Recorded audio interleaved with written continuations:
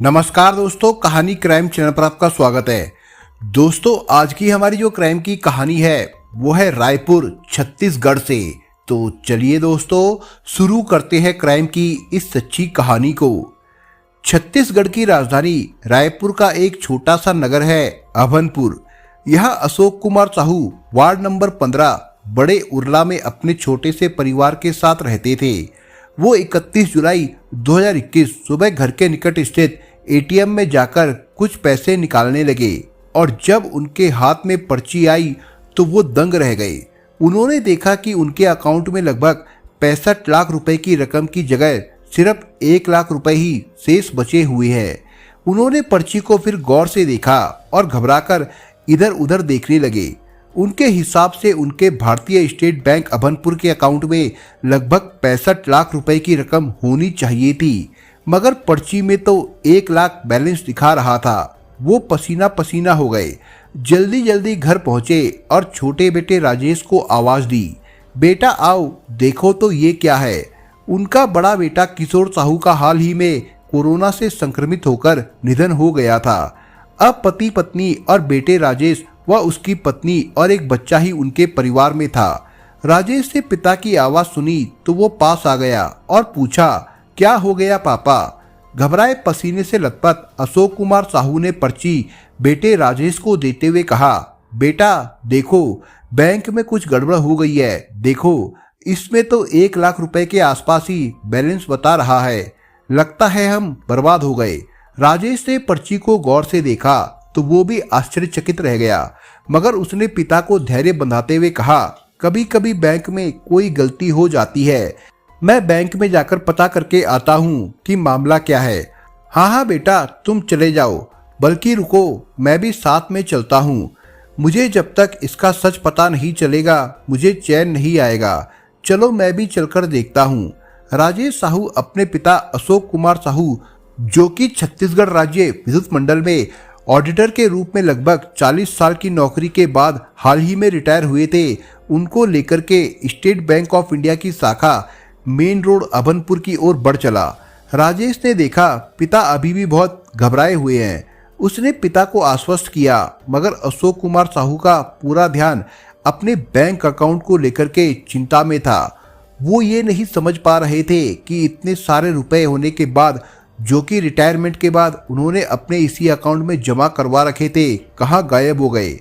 राजेश पिता के साथ जब बैंक पहुंचा और वहां बैंक मैनेजर से मिलकर एटीएम से निकाली पर्ची दिखा करके बैंक बैलेंस की जानकारी ली तो जवाब सुनकर तो मानो अशोक कुमार साहू और राजेश साहू को काट मार गया। मैनेजर एसके शर्मा ने उन्हें बताया कि आपके अकाउंट में अब लगभग 1 लाख रुपए ही शेष बचे हैं और लगभग 2 महीने पहले 64 लाख रुपए से अधिक की धनराशि आपके अकाउंट में थी। इस बीच लगातार 2 लाख रुपए से लेकर के 50,000 रुपए की राशि तक का 25 दफा अलग अलग तारीखों को ऑनलाइन निकाला है। उन्होंने राजेश साहू को स्टेटमेंट निकाल करके हाथ में थमा दिया, जिसके अनुसार 63,33,439 रुपए उनके अकाउंट से छूमंतर हो चुके थे। ये सब देख समझकर राजेश साहू हैरान रह गए। वही अशोक कुमार साहू सिर पकड़कर बैठ गए और रुआंसा होकर के बैंक मैनेजर से बोले, सर हमने कोई भी रुपये का लेन देन नहीं किया है। मेरे अकाउंट से लाखों रुपए पता नहीं किसने निकाल लिए हैं। मैं तो बर्बाद हो गया। आप इस पर कुछ कार्रवाई करिए। इस पर मैनेजर ने कहा, अगर आपको लगता है कि आपके साथ किसी ने गलत तरीके से बैंक से पैसे निकलवा लिए हैं तो अब आपके पास एक ही विकल्प बचता है। आप हमें एक पत्र लिखकर दीजिए और आज ही पुलिस में जाकर के अपनी कंप्लेंट करिए। इस पर अशोक कुमार साहू भड़क गए और चिल्ला करके कहने लगे, ये कैसा बैंक है और कैसी व्यवस्था है। हमने भी 40 साल विद्युत मंडल में नौकरी की है। मैं ऑडिटर था, मगर 1 रुपया भी इधर उधर कभी नहीं होता था और आज बैंक में मेरे लाखों रुपए किसी ने निकाल लिए और मुझे खबर भी नहीं हुई। भारतीय स्टेट बैंक मैनेजर शर्मा ने उन्हें शांत करते हुए बैठाया और पानी पिलाया और उनसे कहा, साहू जी अब जो हो गया उसका रोना छोड़ करके आगे की सोचें। आप चिंता बिल्कुल मत करिए। अगर आपने पैसे नहीं निकाले हैं तो आपके सारे पैसे ये समझिए कि सुरक्षित बैंक में रखे हुए हैं और जो भी कहीं चूक या गलती हुई है अथवा फ्रॉड हुआ है तो पुलिस उनको पकड़ करके जेल में डाल देगी। आप बिल्कुल निश्चिंत रहिए। ये कहकर के अशोक कुमार साहू को ढांढस बंधाया और वे बेटे राजेश के साथ थाना अभनपुर पहुंचे, जहां अपने कमरे में इंस्पेक्टर बोधन साहू प्रतिदिन का कार्य संपादित कर रहे थे। अशोक कुमार साहू और राजेश ने उनके कक्ष में अनुमति लेकर प्रवेश किया और सामने की कुर्सियों पर बैठ गए। बोधन साहू ने बुजुर्गवार अशोक कुमार साहू की ओर देखा और कहा, बताइए आप लोगों का कैसे आना हुआ। इस पर राजेश साहू ने कहा, सर मेरा नाम राजेश कुमार साहू है और ये मेरे पिता अशोक कुमार साहू है, जो छत्तीसगढ़ राज्य विद्युत मंडल में ऑडिटर के पद पर कार्य करते थे। मार्च 2021 में ये रिटायर हुए हैं। रिटायरमेंट के बाद लगभग 65 लाख रुपए स्टेट बैंक की स्थानीय शाखा में इन्होंने जमा किए थे, जो अचानक गायब हो गए हैं। हम लोग अभी बैंक मैनेजर से भी मिले हैं और वहां अपनी कंप्लेंट लिखवाई है। हम आपके पास भी कंप्लेंट के लिए आए हुए हैं। 63 लाख रुपए की बड़ी रकम की ठगी की बात सुनकर के बोधन साहू के कान खड़े हो गए। उन्होंने मामले की गंभीरता को समझते हुए अशोक कुमार साहू से कहा, आप लोग सारी घटना एक कागज पर लिख कर दे, मैं एफआईआर दर्ज करवाता हूँ। आप लोग निश्चिंत रहे, जल्द से जल्द आप अपराधियों को जेल की हवा खाते देखेंगे। राजेश ने बोधन साहू के कमरे में बैठे बैठे ही एक तहरीर लिखी और अपनी सारी स्थिति को अवगत कराते हुए पुलिस अधिकारियों से ये आग्रह किया कि इस मामले पर संज्ञान लिया जाए और अपराधियों को पकड़ लिया जाए। अभनपुर थाने में एफआईआर दर्ज होने के बाद बोधन साहू ने अपने उच्च अधिकारियों एडिशनल एसपी लखन पटले से बातचीत करके उन्हें साइबर क्राइम की इस संपूर्ण घटना से अवगत कराया। 63 लाख रुपए गायब होने की खबर सुनकर लखन पटेल ने उन्हें निर्देश दिया कि मामला अभनपुर पुलिस और साइबर क्राइम शाखा के साथ मिलकर के डिटेक्ट करे और बीच बीच में मेरे सामने प्रोग्रेस रिपोर्ट प्रस्तुत करे। रायपुर पुलिस के एसएसपी अजय यादव ने मामले की गंभीरता को देखते हुए अभनपुर थाने के जांच अधिकारी बोधन साहू और साइबर क्राइम शाखा के वीरेंद्र चंद्रा को इस मामले की जांच का प्रभार देते हुए 12 सदस्यीय टीम बनाई, जिसे इस मामले को जल्द से जल्द हल करने का आदेश दिया गया। अशोक कुमार साहू ने पुलिस को बताया कि 31 मार्च 2021 को छत्तीसगढ़ राज्य विद्युत मंडल में ऑडिटर के पद से वो रिटायर हुए हैं। इसी दरमियान अप्रैल में बड़े बेटे किशोर कुमार साहू की अचानक मौत हो गई। इसी अवसाद के समय उनके पास में एक कॉल आई थी, जिसके बाद से उनके साथ ये ठगी का कारनामा अंजाम दिया गया है। अशोक कुमार साहू ने बताया कि 17 जून को एक अज्ञात व्यक्ति का कॉल आया। उसने कहा, हेलो, क्या आप अशोक कुमार साहू बोल रहे हैं? अशोक कुमार साहू ने कहा, जी हाँ, मैं अशोक कुमार ही बोल रहा हूँ। दूसरी तरफ से कहा गया, मैं भारतीय स्टेट बैंक अभनपुर से फूलदास बोल रहा हूँ। सर, आपके बेटे किशोर साहू की मौत हो गई है। आपके बेटे की कोरोना से हुई मौत की वजह से भारत सरकार की योजना अंतर्गत 5 लाख रुपए आपको मिलेंगे। ये सुनकर अशोक कुमार साहू खुश हो गए। बोले, ऐसा है तो बताइए, मैं ये रकम कैसे पा सकता हूँ? बैंक आ जाऊं?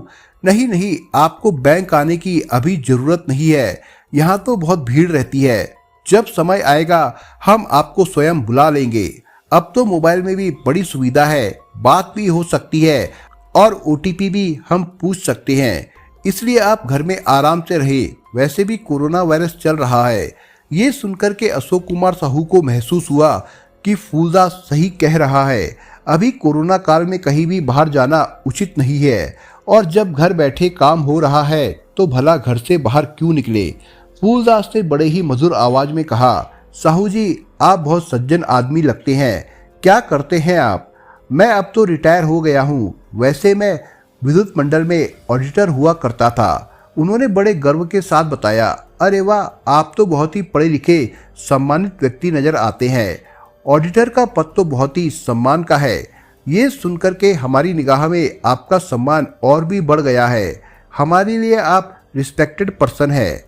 इस तरह की मीठी बातें करके फूलदास ने अशोक कुमार साहू को अपने शीशे में उतार लिया था और बातों बातों में ओटीपी नंबर भी ले लिया। फूलदास ने अशोक कुमार साहू से कहा कि बहुत जल्द आपको अपने अकाउंट में 5 लाख रुपए घर बैठे ही मिल जाएंगे। ये मेरी जिम्मेदारी है। बस आप मैं जैसे ही कॉल करूं आप फोन रिसीव कर लिया करें। अशोक कुमार साहू ने उसकी बातों से सहमति व्यक्त करते हुए कहा, हाँ आप हमें सहयोग करते रहे। अशोक कुमार साहू के बेटे किशोर साहू की कोरोना वायरस की वजह से मौत हो गई थी। स्वयं भी वो बुजुर्ग हो गए थे और कुछ ही दिनों के बाद कोरोना पॉजिटिव हो गए थे। इस बीच लगातार कॉल आता रहा। वो बात करते और ओटीपी बता दिया करते। फूलदास आश्वस्त था, शीघ्र ही आपके खाते में 5 लाख रुपए आ जाएंगे। इस बीच अशोक कुमार साहू कोरोना से लंबे समय तक परेशान रहे और उनका सब कुछ अस्त व्यस्त हो गया। इधर देखते ही देखते उनके खाते से छोटी छोटी रकम करके लाखों रुपए ट्रांसफर कर दिए गए, जिसकी उनको भनक तक नहीं लगी।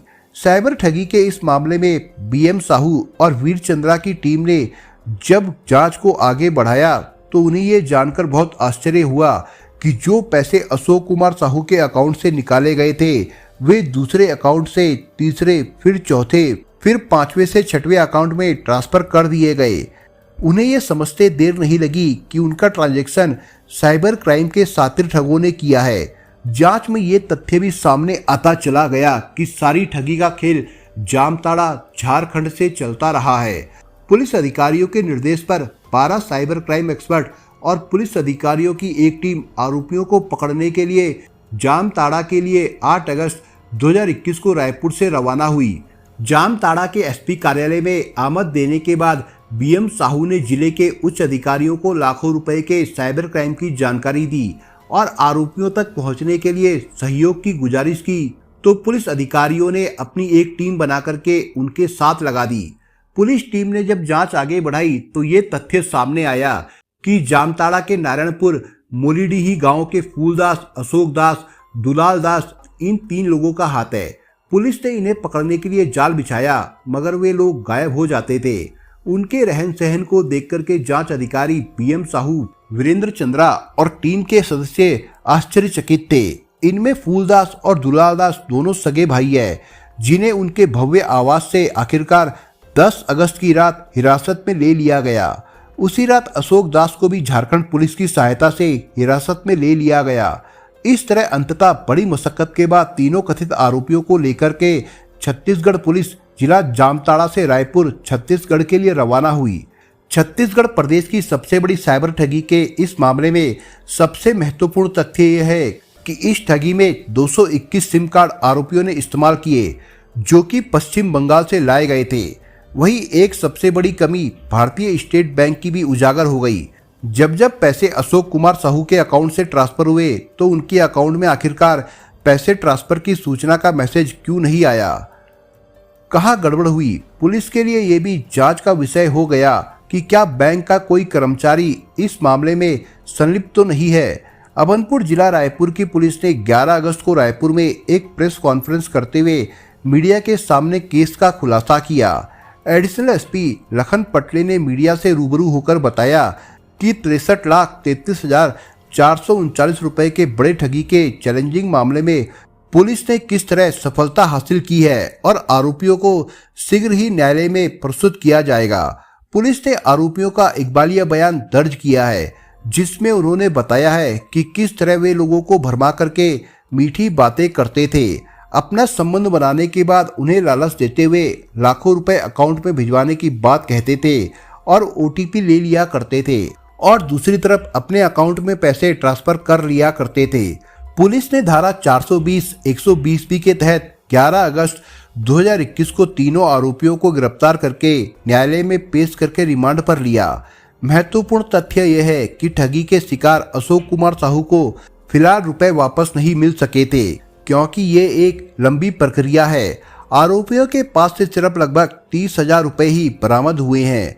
अब सवाल ये है कि 63 लाख रुपए की बड़ी रकम आखिर अशोक कुमार साहू को किस तरह से वापस मिल पाएगी और मिल भी पाएगी या फिर कानून की लंबी लड़ाई और इंतजार में वे परेशान होते रहेंगे। मगर अशोक कुमार साहू और उनके बेटे राजेश साहू को ये संतोष है कि उनके साथ ठगी करने वाले आरोपी पुलिस की गिरफ्त में आ गए हैं और एक ना एक दिन उनका पैसा भी उन्हें वापस मिल जाएगा। दोस्तों, इस कहानी के बारे में आपके विचार क्या है, हमें कमेंट बॉक्स में जरूर बताएं और दोस्तों अगर आपको हमारा काम पसंद आया हो तो वीडियो को लाइक शेयर जरूर करिए। और अगर आपने अभी तक चैनल को सब्सक्राइब नहीं किया हो तो जाने से पहले चैनल को सब्सक्राइब जरूर करिए दोस्तों। धन्यवाद।